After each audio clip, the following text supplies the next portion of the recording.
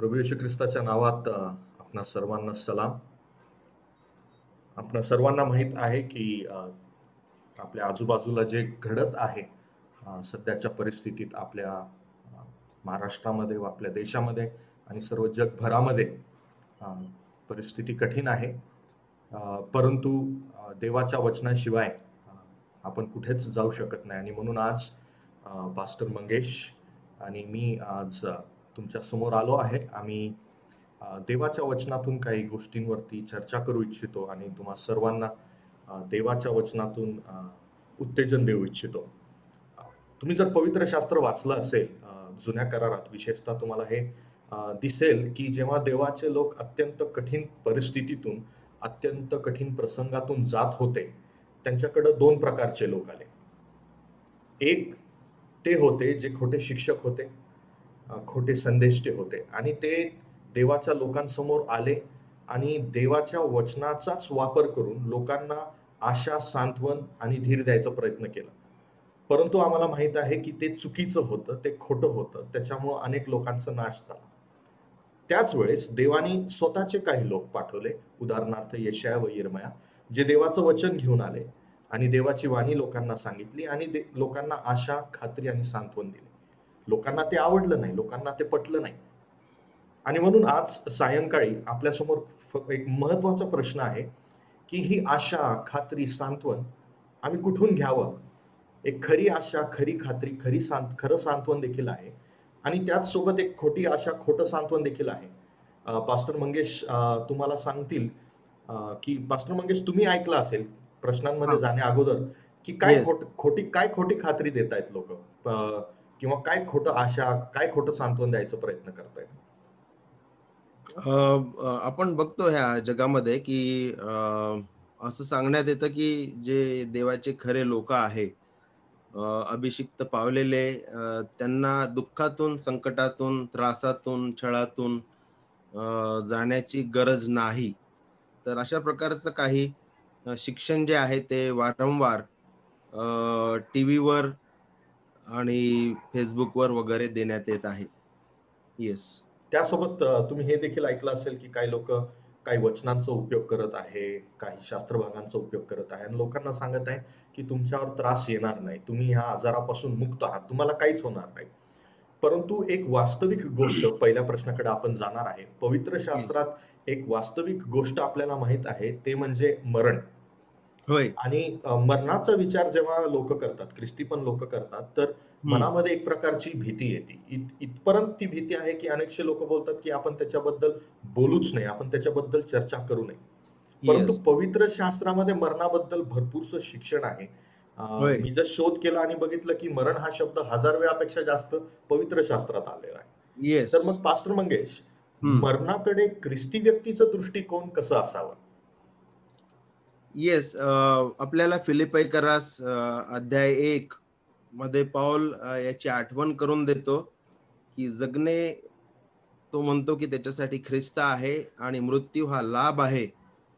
अ, आणि पुष्कळशा गोष्टी ह्या संबंधामध्ये आहेत. त्या बोलण्या अगोदर मी प्रगटीकरणाच्या पुस्तकामधून बोलू इच्छितो, की त्या ठिकाणी दुसऱ्या मृत्यूबद्दल बोलल्या गेलेलं आहे, की जे लोकं प्रभूचे नाहीत, पापामध्ये जगतात, आणि देवाच्या विरुद्ध बंडखोरी करत जगतात.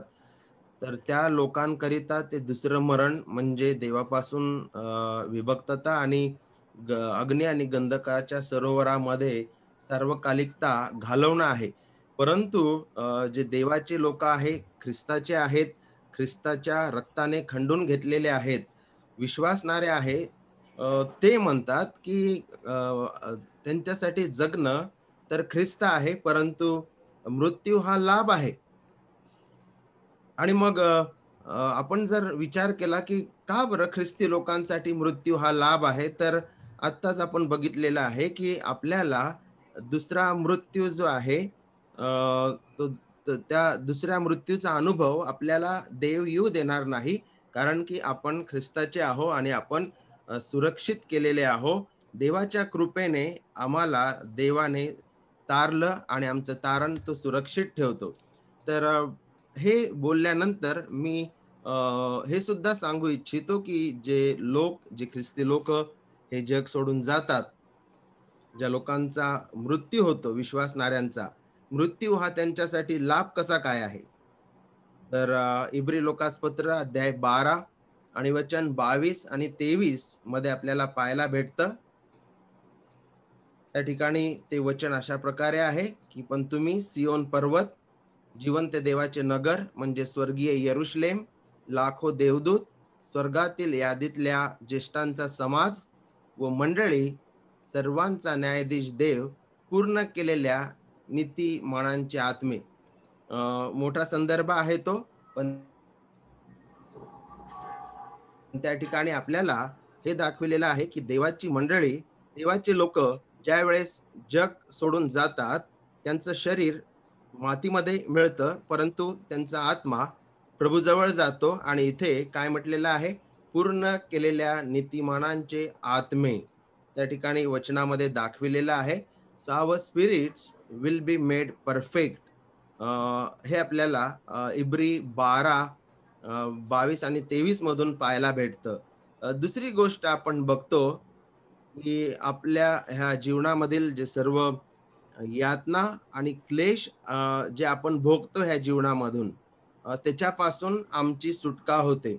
दुसरी गोष्ट अ, जो मुद्दा मी ह्या ठिकाणी मांडलेला आहे, की क्लेशामधून आपली सुटका होते. तर त्यासाठी लूक अध्याय 16 वचन 24 आणि 25 मध्ये सांगितलेलं आहे. आपल्या सर्वांना ही गोष्ट माहीत आहे. हं. अब्राम, लाजरस आणि तो श्रीमंत व्यक्ती आणि त्यांच्यामधील होत असलेलं संभाषण. अब्राम म्हणाला, "तुला मुला, तू आपल्या आयुष्यात आपले सुख भरून पावलास, तसा लाजर आपले दुःख भरून पावला. ह्याची आठवण कर. आता ह्याला येथे समाधान मिळत आहे व तू क्लेश भोगत आहे."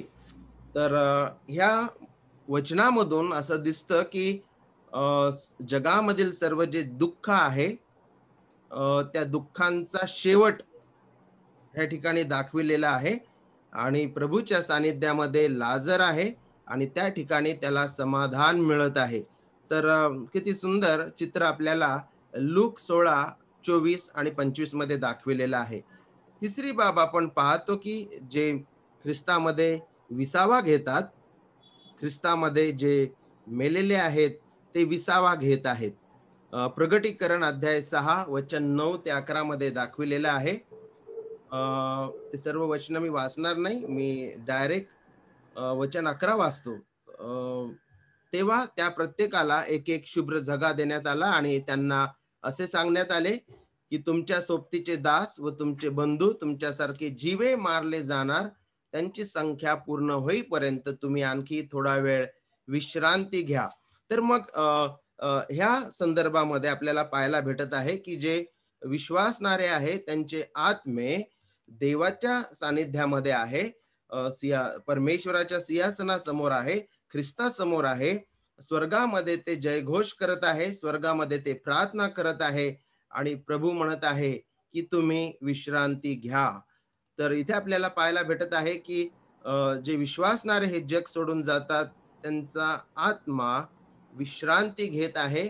ते नष्ट झाले नाहीत, ते भटकत नाहीत, तर प्रभूच्या सानिध्यामध्ये आहे आणि ते विश्रांती घेत आहे. त्यानंतर आपण बघतो दुसरे करंथीकरास अध्याय 5 आणि वचन 8 मध्ये सांगितलेलं आहे, की ते आपल्या घरी गेलेले आहेत. दुसरे करंथीकरास अध्याय 5 आणि वचन 8, "आम्ही धैर्य धरतो आणि शरीरापासून दूर जाऊन प्रभूसह गृहवास करणे हे आम्हाला अधिक बरे वाटते." तर मृत्यूला कसं दाखविलेलं आहे ह्या वचनामध्ये? पॉल म्हणत आहे, की शरीरापासून दूर जाऊन प्रभूसह गृहवास करणं म्हणजे वी आर ॲट होम. अशा प्रकारची भाषा ह्या ठिकाणी दाखवली. आपण आपल्या घरी वापस गेलो आहे. ज्या ठिकाणी आपला पिता आणि आपला ज्येष्ठ बंधू आहे. हे चित्र ह्या ठिकाणी उभं केलेलं आहे. आणि त्यानंतर फिलिप्पिकरास अध्याय 1 वचन 21 आणि 23 मध्ये सुद्धा म्हटलेलं आहे, की पौल म्हणतो, की मला तर जगणे हे ख्रिस्त आणि मरणे हा लाभ आहे. आणि ह्या ठिकाणी ह्या सर्व वचनांमधून आपल्याला हेच दिसत आहे, की मृत्यू हा विश्वासणाऱ्यांसाठी अ, शेवट नाही, एखादी भयानक गोष्ट नाही. नक्कीच आपण मानव ह्या नात्याने अ, आपण दुःख व्यथित करतो, आपण दुःखी होतो, शोक करतो. परंतु जगाप्रमाणे आपण शोक करत नाही. ज्या लोकांना आशा प्राप्त झाली नाही, असे आपण नाही, तर ख्रिस्ताच्या जीवनामुळे, मृत्यूमुळे आणि त्याच्या पुनरुत्थानामुळे आम्हाला जिवंत आणि महान आशा लाभलेली आहे. आणि म्हणून जुन्या करारामधील संतगण सुद्धा म्हणतात, की खरोखर माझ्या आयुष्याचे सर्व दिवस मला कल्याण व दया ही लाभतील आणि परमेश्वराच्या घरात मी चिरकाल राहील. परमेश्वराच्या घरात मी चिरकाल राहील. आणि इयोब सुद्धा अशा प्रकारे बोलतो, की माझा उद्धारक जिवंत आहे आणि तो ह्या पृथ्वीवर उभा राहील त्यावेळेस मी त्याला बघेल. तर त्या ठिकाणी सुद्धा इयोब एक जिवंत आशा अ, त्याच्या बोलण्यामधून देत आहे. तर का बरं विश्वासणाऱ्यांकरिता मृत्यू हा लाभ आहे? तर आपण बघत आहे, की आपले आत्मे जे आहे पूर्ण केलेले आत्मे म्हणजे perfect, our spirit will be made perfect. त्याच्यानंतर त्या ठिकाणी समाधान ख्रिस्ताच्या सानिध्यामध्ये, देवाच्या सानिध्यात आपल्याला समाधान मिळेल. त्यानंतर आपण बघितलं, की आपला आत्मा प्रभूच्या सानिध्यामध्ये विश्रांती घेणार आहे. आणि पौल आपल्याला दुसरे कॉरिंथमधून सांगतो, की आपण शरीरापासून जाऊन दूर जाऊन प्रभूसह गृहवास करतो. आणि शेवटा आपण बघितलेलं आहे, की पौल म्हणत आहे, की ख्रिस्त माझ्यासाठी जगणे आहे आणि मरणे हा लाभ आहे. आणि का बरं हा लाभ आपल्याला प्राप्त झालेला आहे? तर देवाच्या कृपेने आणि ख्रिस्ताच्या पूर्ण कार्यामुळे आता मरणे हा लाभ झालेला आहे. कारण की ख्रिस्ता ख्रिस्ताच्या अ, वधस्तंभावरील कार्याने आणि पुनरुत्थानामुळे ख्रिस्ताने मरणाची नांगी मोडलेली आहे. Thank you pastor Mangesh. तर प्रियांनो, तुम्ही जर काळजीपूर्वक ऐकलं असेल, तर मला अ, आणि पास्टर मंगेशला हेच तुम्हाला सांगायचं आहे, की जर तुमचे प्रियजन ह्या आजारामुळे, ह्या कोरोनामुळे जर देवाने त्यांना पाचारण दिलेलं आहे आणि ते मरण जर पावलेले आहेत आणि ते जर विश्वासणारे होते, त्यांचं तारण कृपेने विश्वासाच्या द्वारे प्रभू येशू ख्रिस्ताच्या नावात झालं जर असेल, तर ते एका भयानक ठिकाणी नाही आहेत, ते त्रासात नाही आहेत. तुम्ही त्यांच्याकरिता काळजी करू नका. तुम्ही त्यांच्याकरिता अश्रू गाळू नका. तुम्हाला देवाने एक जबरदस्त महान अशी खात्री दिलेली आहे, की ते ख्रिस्तासोबत आहेत. म्हणून काळजी करायची गरज नाही. आणि पास्टर मंगेश आणि मला देखील आणि तुम्हा सर्वांना माहीत असेल, की आमच्याही ओळखीमध्ये अनेकसे लोक अ, आम्हाला कळण्यात आलं, आमचे काही नातेवाईक, माझे वैयक्तिक काही मित्र व नातेवाईक या आजारामुळे मरण पावलेले आहेत. आणि म्हणून हं. एक प्रश्न येतो आमच्या समोर आणि तो प्रश्न म्हणजे, की आमची आमचं जे सांत्वन आहे ख्रिस्ती या नात्याने, ते कुठून येतं? एक ख्रिस्ती व्यक्तीचं सांत्वन कुठून येतं? आणि म्हणून मला ह्या विषयावरती 5 मिनिटं तुमच्याशी बोलायचं आहे, की where does our comfort come from? ख्रिस्ती व्यक्ती या नात्याने. आणि म्हणून 2 कोरिंथियाचा 1 अध्याय वचन 3, पहिला मुद्दा मला तुम्हाला सांगू द्या, की आमचं आमचं जे सांत्वन आहे, आमची सांत्वन हे थेट परमेश्वराकडून येते. पौल काय म्हणतो बघा, आपला प्रभू येशू ख्रिस्ताचा देव व पिता, जो करुणाकर पिता व सर्व सांत्वनदाता देव, तो धन्यवादित असो. तो आमच्यावरील सर्व संकटात आमचे सांत्वन करतो. आणि म्हणून ख्रिस्ती व्यक्तीचं सांत्वन त्याच्या संकटात, या मरणामध्ये आमचे जवळचे लोक आम्हाला सोडून गेलेले आहेत. आम्हाला कोण सांत्वन करणार? प्रियांनो, लक्षात ठेवा, आम्हाला देव पिता खुद्द सांत्वन करतो. त्याच वचनात पुढं असं म्हटलेलं आहे, दुसरी गोष्ट, की आमचं सांत्वन पित्यापासूनच नव्हे, तर पुत्रापासून आम्हाला सांत्वन प्राप्त होतं. कारण आमच्या बाबतीत ख्रिस्ताची दुःखे जशी पुष्कळ होतात, तसे ख्रिस्ताच्या द्वारे आमचे सांत्वनही पुष्कळ होते. ही फार सुंदर गोष्ट आहे, की होय, आम्हाला त्रास होतो, आम्ही अश्रू गाळतो, आम्हाला कधी-कधी तो विचार दुःख देतो. परंतु प्रियांनो, मला तुम्हाला सांगू द्या, की खुद्द देवपिता आणि देवपुत्र हे आमचे सांत्वन करता आहेत. आणि पवित्र शास्त्र तिथंच थांबत नाही. पवित्र शास्त्र आम्हाला हेही सांगतं, योहान 14:6 मध्ये, की आमचं सांत्वन हे पवित्र आत्म्यापासून येतं. योहान 14:6 मध्ये म्हटलेलं आहे, तरी ज्याला पिता माझ्या नावाने पाठविल, तो कैवारी, पॅराक्लीट, अजून एक शब्द त्याला आहे कम्फर्टर, पवित्र आत्मा तुम्हाला सर्व काही शिकवेल. आणि म्हणून प्रियांनो, मला तुम्हाला हे सांगू द्या, की ह्या क्षणाला तुम्ही जेव्हा अश्रू गाळत आहात, ह्या क्षणाला जेव्हा तुम्हाला दुःख होत आहे, पिता, पुत्र व पवित्र आत्मा हे तुम्हाला सांत्वन देण्याकरिता तयार आहेत, हे तुमच्या सोबत आहेत. आणि चौथी गोष्ट, आम्हाला पवित्र शास्त्र काय सांगतं, आमचं सांत्वन कुठून येतं? स्तोत्र 119 वचन 50, माझ्या दुःखात माझे सांत्वन हे आहे, की तुझे वचन मला नवजीवन देते. प्रियांनो, वचनात वेळ घालवा, देवाचं वचन वाचा, कारण आमचं सांत्वन हे वचनापासून येतं. पिता, पुत्र, पवित्र आत्मा आणि देवाचं वचन हे चारही गोष्टी कधी बदलत नाही. हे कधी लबाड ठरत नाही, हे कधी खोटे ठरत नाही, कारण हे देव आहे, त्रैक्य देव. आणि प्रियांनो, लक्षात ठेवा, की त्रैक्य देव स्वतः आम्हाला सांत्वन देत आहे.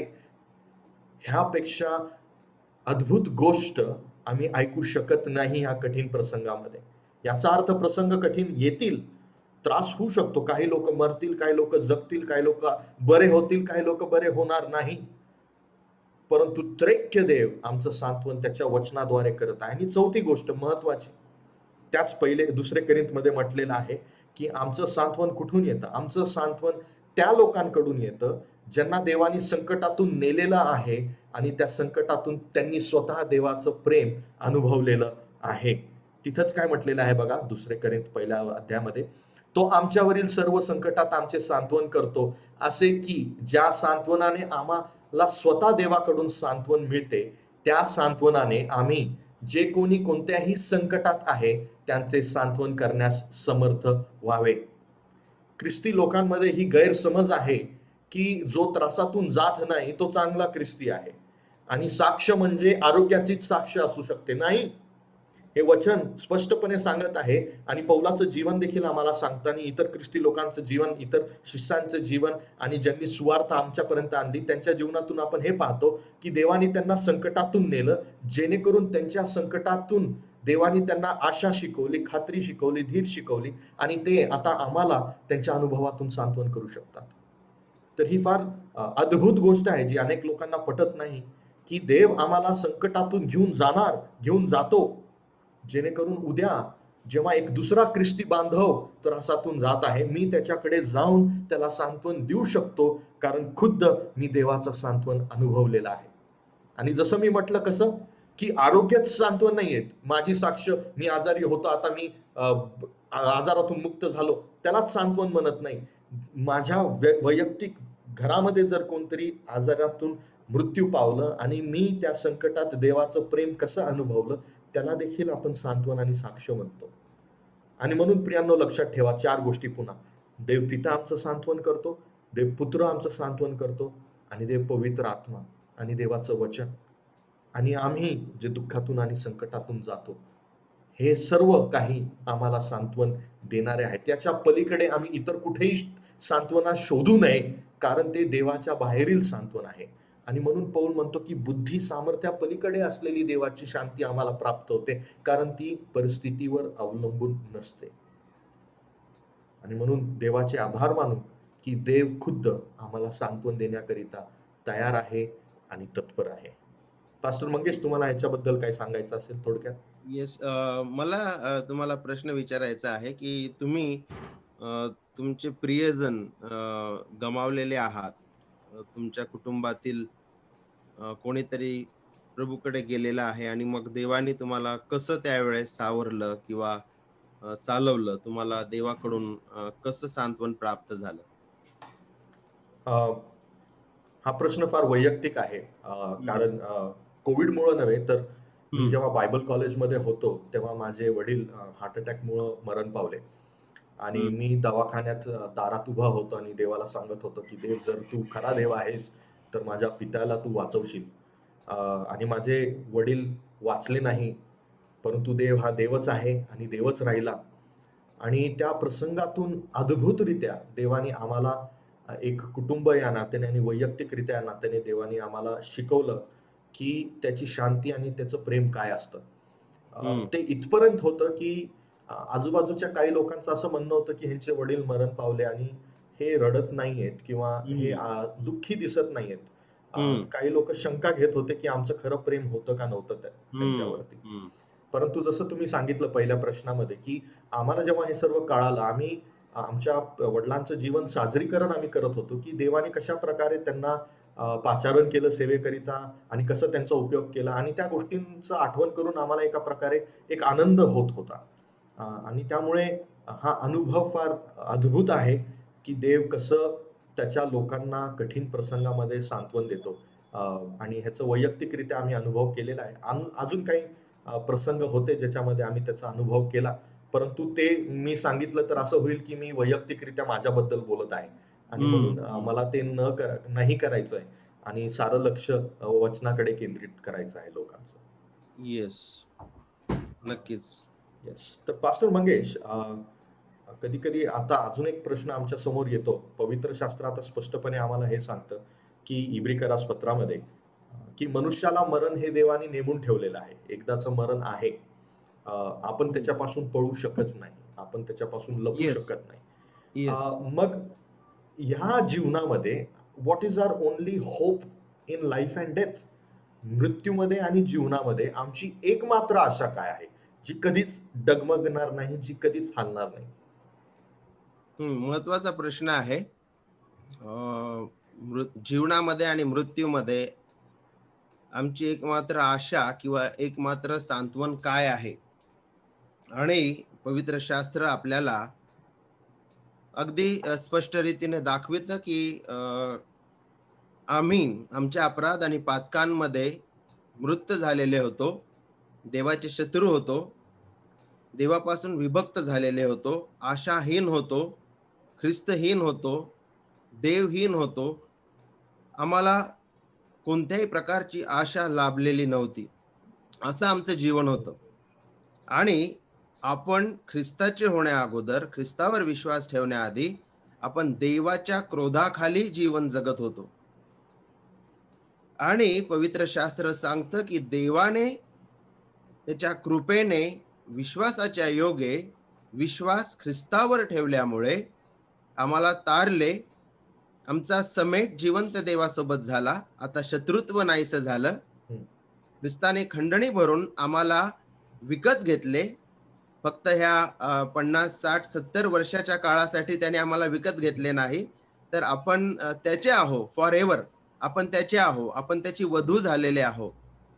त्याचे कराराचे लोकं आहो आणि ख्रिस्ताच्या वधस्तंभावरील कार्यामुळे आम्हाला संपूर्ण पापांची क्षमा प्राप्त झाली. देवाने आम्हाला नीतिमान ठरविले. आमचा समेट प्रभूसोबत झाला आणि त्याचे दत्तक पुत्र आणि कन्या आपण आहो आणि परमेश्वराचे आम्ही खास लोक, खास निधी आहो, पवित्र प्रजा, प्रिय लोक आणि निवडलेले लोक आहो. आणि पवित्र शास्त्र सांगतं, की येशू ख्रिस्ताने आमचं तारण सुरक्षित केलेलं आहे. तो ह्या ठिकाणी आमच्या तारणाचं जतन करतो आणि सदा सर्व काळ तो आमच्या तारणाचं जतन करतो. आमचं तारण सुरक्षित आहे आणि पवित्र शास्त्र आपल्याला ही फार मोठी आशा देते, की ख्रिस्त ज्यावेळेस येईल, त्यावेळेस तो आम्हाला उठवेल, अविनाशी शरीर देईल, आमचं गौरवीकरण आम्हास गौरवी शरीर देईल, आम्हास गौरव देईल. ख्रिस्तासोबत आम्ही सहवारीस झालेले आहोत.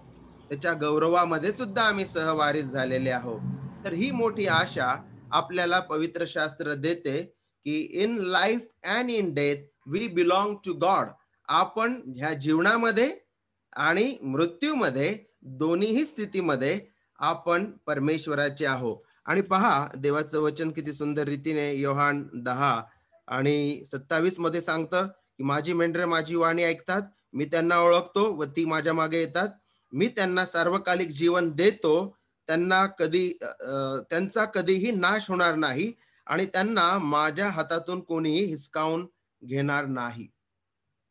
तर त्यांना माझ्या हातातून कोणीही हिसकावून घेणार नाही.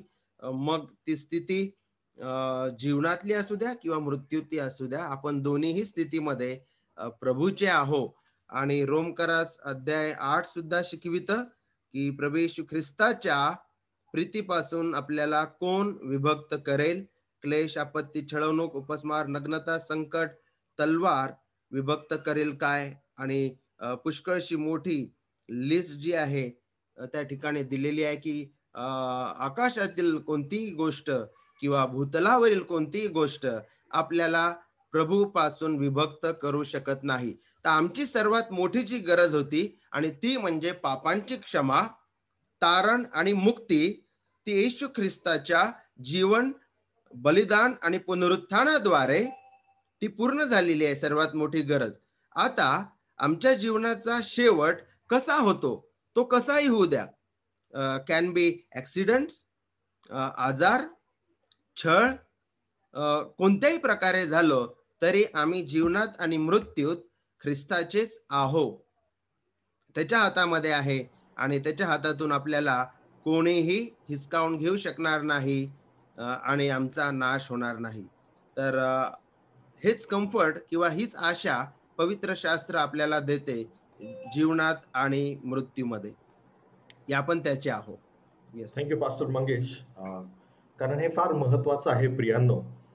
कारण ख्रिस्ती लोकातही देखील किंवा ख्रिस्ती समाजात, हा शब्द मला वापरायला आवडत नाही, परंतु ख्रिस्ती समाजातही अनेक लोकांना असं वाटतं की एखादी ख्रिस्ती व्यक्ती जर अपघातात मरण पावली किंवा ट्रेन ॲक्सिडेंटमध्ये मरण पावली किंवा आजारामुळे मरण पावली, तर त्यांचं असं शिक्षण आहे. अनेकशे मोठे मोठे सेवक पण असं सांगतात आणि त्यांनी ऑन व्हिडिओ त्यांच्या व्हिडिओजमध्ये सांगितलेलं आहे की ख्रिस्ती व्यक्ती जर अपघातात मरतो तर तो भूत म्हणून फिरतो किंवा त्यांचे आत्मे भटकत राहतात. आणि म्हणून हा प्रश्न आहे की मी ह्याच्याबद्दल थोडक्यात तुमच्याशी बोलू इच्छितो प्रियांनो, की काय म्हणजे ख्रिस्ती व्यक्तीचं मरण कसंही असू द्या, त्याला वेगवेगळे प्रकार नाही आहेत की ती व्यक्ती अशी मेली किंवा तशी मेली. आणि बघा अनेकसे लोक काय म्हणतात की आजार, ते सांगतात प्रत्येक आजार सैतानापासून आहे, सैतानापासून आहे. तर जर आमचे प्रियजन हे आजाराने मेले म्हणजे त्यांना कोणी मारलं? सार काय होतो, त्यांना सैतानाने मारलं, सैतानाच्या तावडीत ते फसले. आणि मग तेच लोक मग नंतर वेगळे विषय काढतात. फार गोंधळ आहे, नेमकं कोणापासून आहे, नेमकं कसं आहे आणि नेमकं काय आहे. परंतु मला तुम्हाला सांगू द्या प्रियजनांनो, की मृत्यू कसंही असो, पहिली गोष्ट, प्रत्येक विश्वासणाऱ्याचं मरण, इनफॅक्ट ह्या जगातील प्रत्येक मरण ही देवाची योजना आहे. अनुवाद 31:14, अनुवाद 32:29, योहान 21:18. योहान 21:18 मध्ये ख्रिस्त पेत्राला आठवण करून देत आहे त्याचं मरण कसं होणार होतं. आणि प्रेषित 2:23 मध्ये तर सर्वात महत्वाचं मरण म्हणजे प्रभू येशू ख्रिस्ताचं मरण आम्हाला शास्त्र सांगतं ही देवाची योजना होती. तर जर देवाच्या पुत्राचं मरण ही देवाची योजना होती, तर तुमचं आणि माझं मरण कोणाची योजना आहे?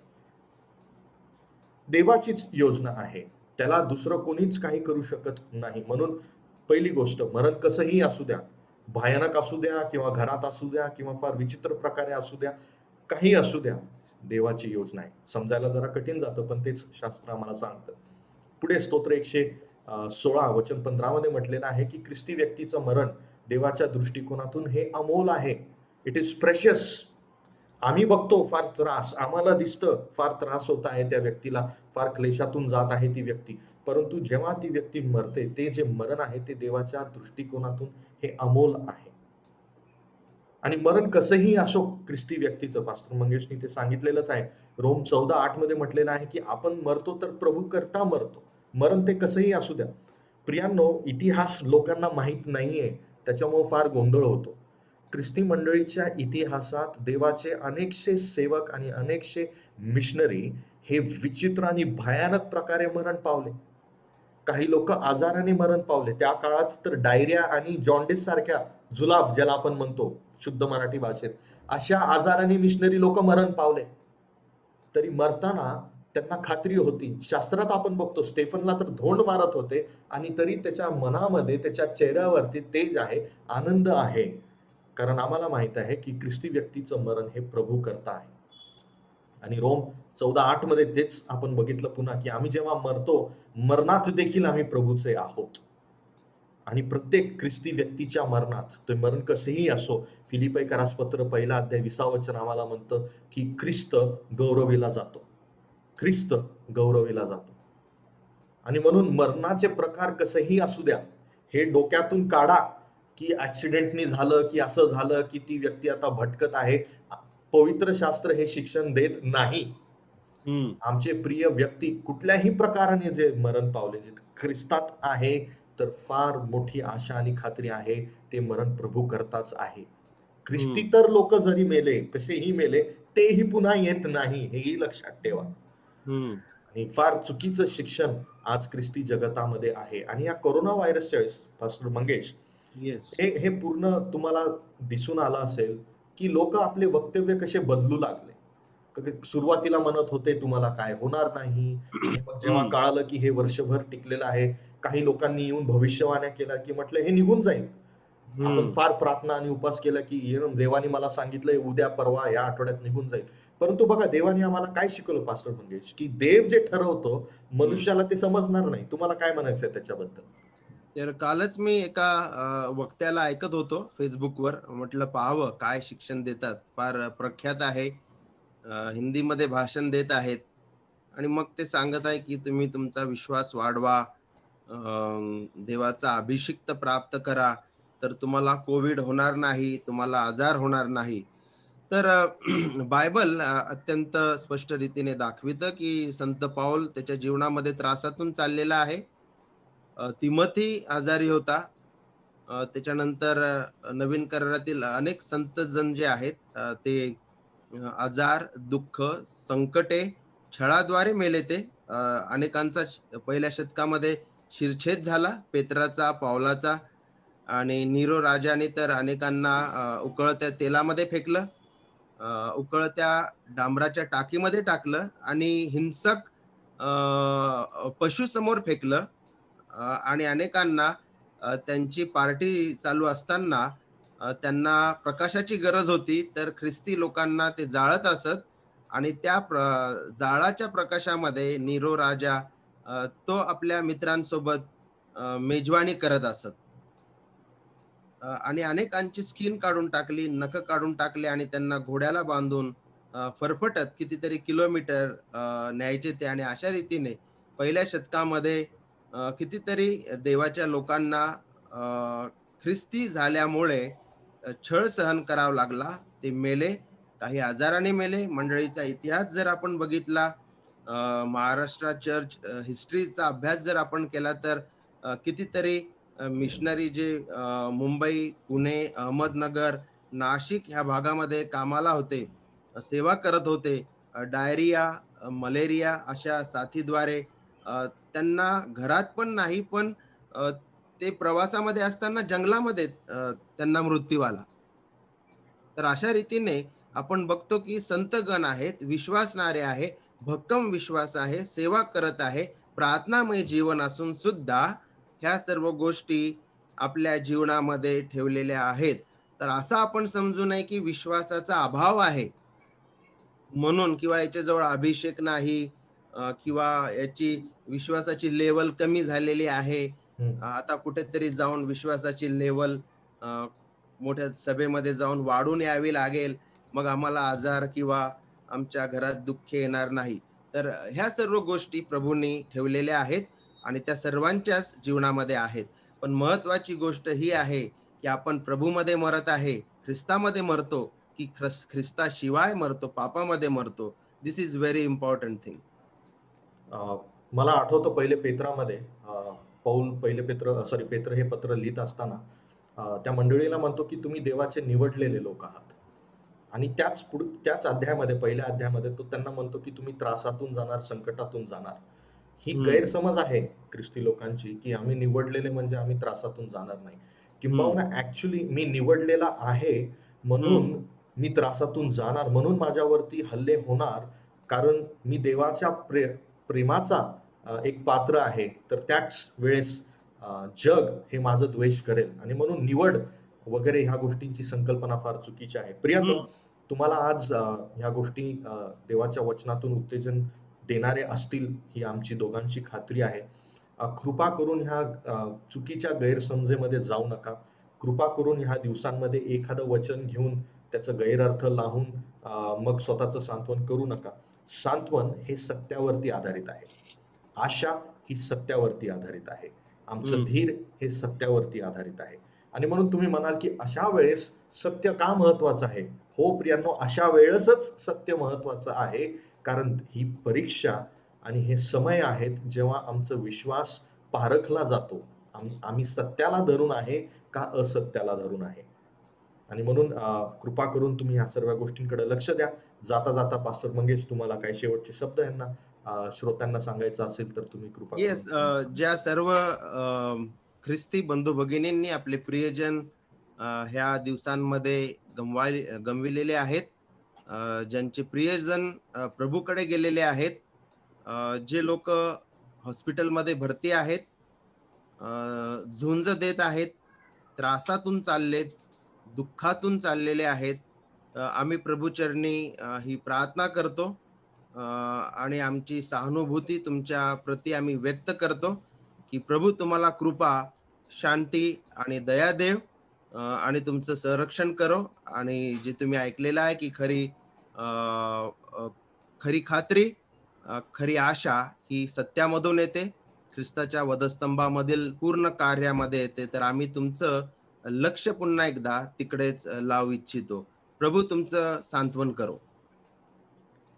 Thank you. देव तुम्हा सर्वांना आशीर्वाद द्या. Thank you.